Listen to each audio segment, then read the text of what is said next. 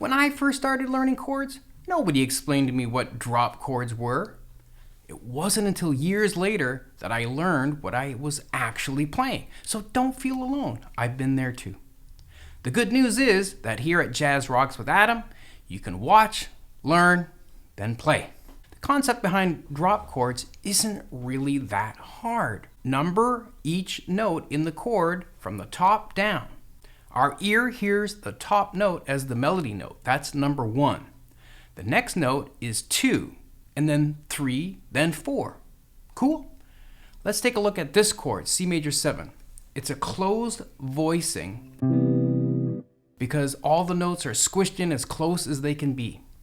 It's relatively easy to play. However, when we move each note up in the chord through a C major scale to get all the chords in the key of C, well, that's when it starts to get a little challenging.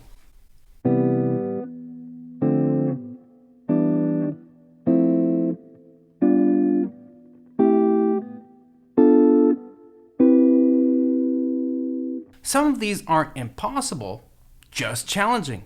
Some of you may find them a little uncomfortable. You're supposed to suffer for your art. I'm just kidding. When you're playing a song in real time, it turns out they're usually not super practical to grab in a hurry.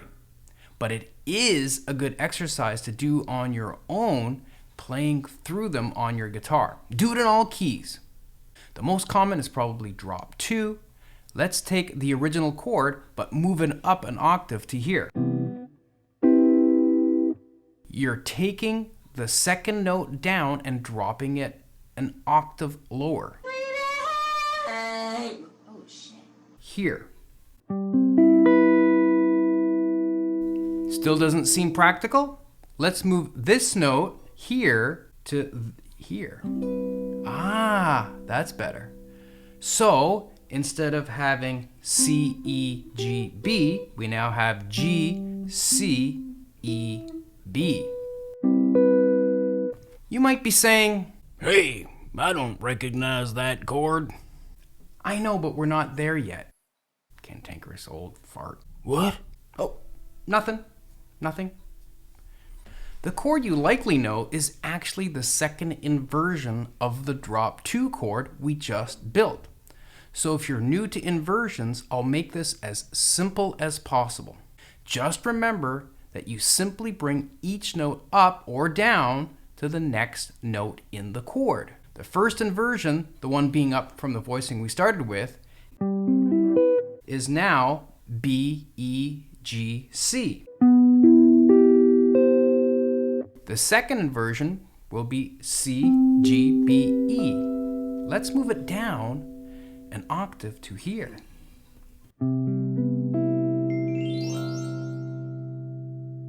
You may have learned this as a root position chord because the root is on the bottom, but technically it's the second inversion of a drop 2 voicing.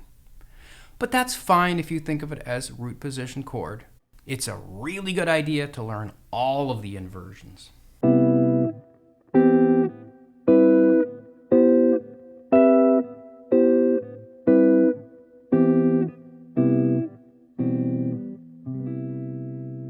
A drop 3 is, you guessed it, you simply drop the third note down an octave.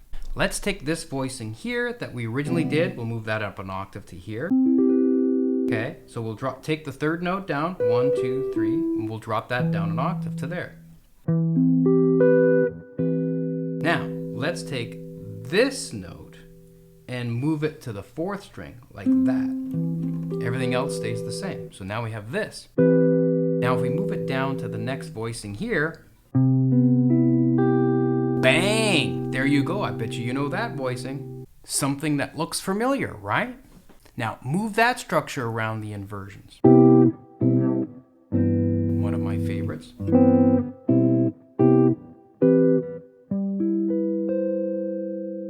A drop 2/4 is a cool sound.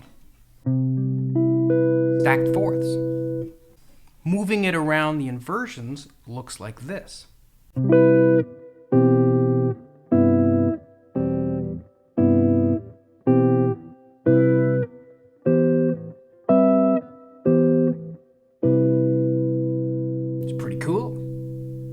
great sound.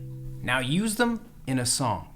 I have these videos that will get you going using some of these drop chords in songs right over here.